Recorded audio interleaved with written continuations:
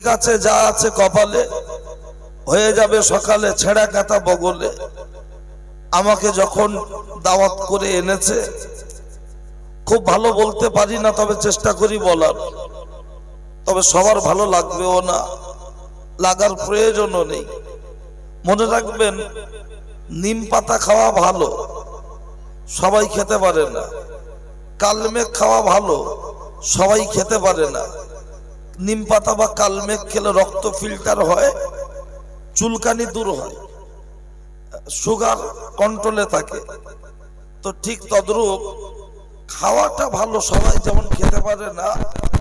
আমার কথা যা বলবো এ তো আমার কথা না, শরীয়তের কথা।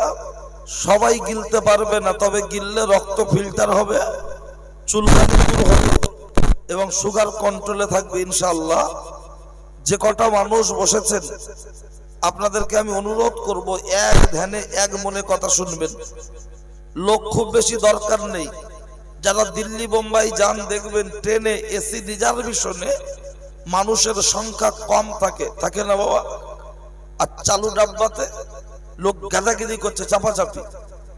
তো এখন মেলা বাজার এগুলো হলো চালু ডাব্বা, আর মসজিদ মাদ্রাসা জলসা মিলাদ এগুলো হলো এসি রিজার্ভেশন।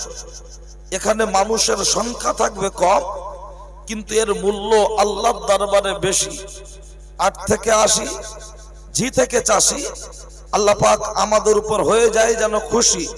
সকলে বলি আল্লাহুম্মা আমিন। ইতিপূর্বে শুনেছেন আমার পরিচয়, বক্তব্য রেকর্ড করুন। বাপ যখন রেশনের ডিলিয়ার, আমি তো আর ওই কেরোসিনের পরিবর্তে আর মধু দিতে পারবো না। আমিও চেষ্টা করব একটু কেরোসিন দেওয়া।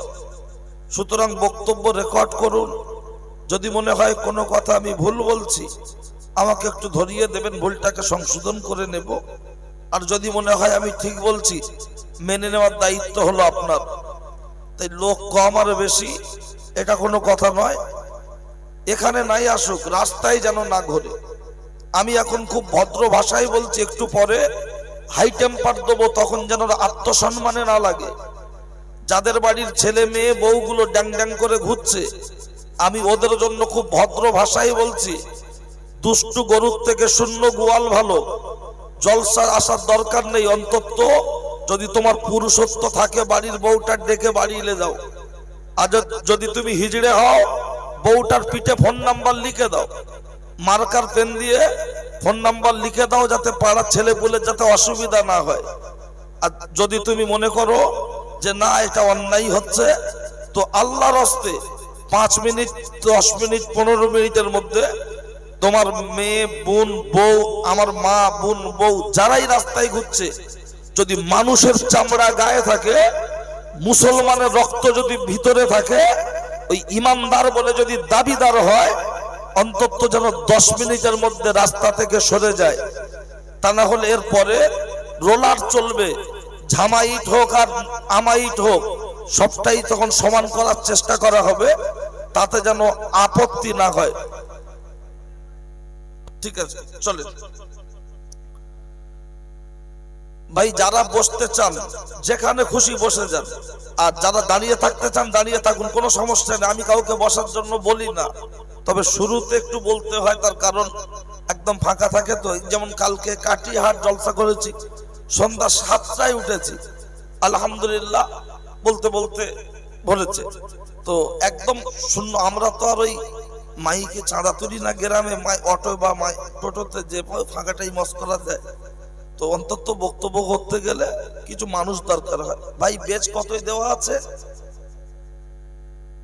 কতই দেওয়া আছে? না জিরো নেই? তাহলে তুমি বলছো জিরো। বেচ পুরো কাটো, বেচ পুরো কেটে টোনটাকে বাড়াও। আর রিভাব আছে? রিভাব আছে? সামান্য একটু রিভাব তো হচ্ছে মনে হয়। ইকো পুরো কেটে দিয়ে সামান্য একটু রিভাব দিয়ে সাউন্ডটাকে শুধু একটু ভাসিয়ে দাও। যদি ইকো দেওয়া থাকে বন্ধ করে দাও। চলুন, কথা বুঝতে যাতে অসুবিধা না হয় তার জন্য বেজ একদম পুরো জিরো করে দাও। মনে রাখবেন, খাওয়ার আগে আলোচনা, খাওয়ার পরে সমালোচনা। তাবারক দেওয়ার পরে গোশ হয়নি, ঝাল বেশি হয়েছে, হ্যাঁ সেটা পরে হবে, এখন একটু আলোচনা হোক। আর বক্তারা যখন বক্তব্য করে, কিছু হাইব্রিড হারামখোর তারা চারিদিক থেকে আলেমদের, ইমাম সাহেবদের, মুফতি সাহেবদের, মাওলানাদের বিরুদ্ধে নানান রকম কথা বলে। এরকম কিছু হাইব্রিড হারামখোর আছে দেখবেন, দাঁড়িয়ে পেচ্ছাপ করে, বগলের চুল বছরে একবার কাটে, ও কিন্তু আলেমদের বিরুদ্ধে সবসময় ফতোয়া দেয়। এরকম কিছু সুদখোর আছে না নাই? ওদের বউরা ঘরে বললে ওর মান সম্মান লাগে, আমরা বললে মান সম্মান লাগছে। আর যখন 7 সাইড ফুটবল মাঠের মতো পেট বার করে ঘুরছে তখন মান সম্মান লাগে না? যখন 11 সাইড ফুটবল মাঠের মতো পিঠ বার করে ঘুরে তখন মান সম্মান লাগে না? তা তুমি যদি বেশি বোঝো, ইমাম সাহেবকে বাদ দিয়ে, হাফেজ সাহেবকে বাদ দিয়ে তোমার বোঝ জানাজা তুমি পড়াও, তোমার বাপ মরে গেছে গোসলটা তুমি দাও, তখন তো পুরো পোল্ট্রি মুরগির মতো গোশ নরম হয়ে বলবে হুজুর তুমি করো। অন্তত আলেমরা যে কথাটা বলছে সে কথাটা নিশ্চিত তোমার ক্ষণেকের জন্য তিতো লাগতে পারে, কিন্তু ভিতরে কাজ হবে। সমালোচনা করবেন আপন ইচ্ছা, তাতে আমি আপনাকে জাস্ট সাবধান করছি। ট্রেনের দরজায় দেখবেন উঠলেই ডান দিকে লেখা থাকে ডু নট লাইন আউট। ইংরাজি সবাই পড়তে না পড়লেও বাংলায় লেখা থাকে দেখবেন বাহিরে ঝুঁকিবেন না, লেখা থাকে না বাবা? দরজা থেকে উঠে দেখবেন। বাসের ভিতরে লেখা থাকে দেখবেন পকেট মারা হইতে সাবধান, মাল নিজের দায়িত্বে রাখুন।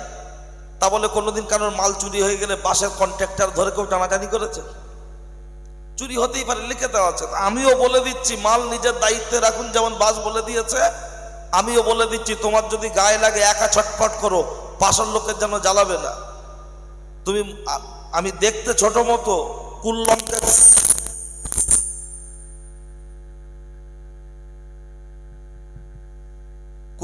একটু ঝাল বেশি। আর ছুরি কালো মাঠ কি লাল মাঠ দেখে লাভ নেই, ধারটা ঠিক আছে কিনা দেখার দরকার। আমরা বললে 2-4টা লোক বলে ছোট মুখে বড় কথা। কই ডাক্তার দেখানোর সময় তখন তো বলো না 103 বছর বয়স যা সেই ডাক্তার দেখাবো, তখন বলো না বুড়ো চোখে কিছু দেখতে পায় না, একটু জন্ম তো ডাক্তার না হলে হয়, তখন তো বলো না বুড়ো দেখাবো। অপারেশন ঠিকঠাক করতে পারে কিনা, ট্রিটমেন্ট ঠিকঠাক করতে পারে কিনা সেটাই মানুষ দেখে। সুতরাং সে কথাগুলো আমি বলে শুরু করছি, বক্তব্য রেকর্ড করুন। নাহমাদুহু ওয়া নুসাল্লি আলা রাসূলিহিল কারীম, আম্মা বাদ। ফাকাদ ক্বালা আল্লাহু তাআলা ফি কালামিহিল মাজিদ ওয়া ফিল ফুরকানিহিল হামিদ, ইন্নাল্লাহা ওয়া মালাইকাতাহু ইউসাল্লুনা আলান নবী ইয়া আইয়ুহাল্লাযীনা আমানু সাল্লু আলাইহি ওয়া সাল্লিমু তাসলিমা। দরুদ আল্লাহুম্মা সাল্লি আলা।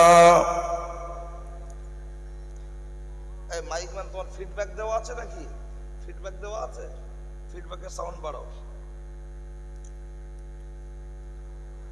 মাওলানা মুহাম্মদ সাল্লাল্লাহু আলাইহি ওয়াসাল্লাম।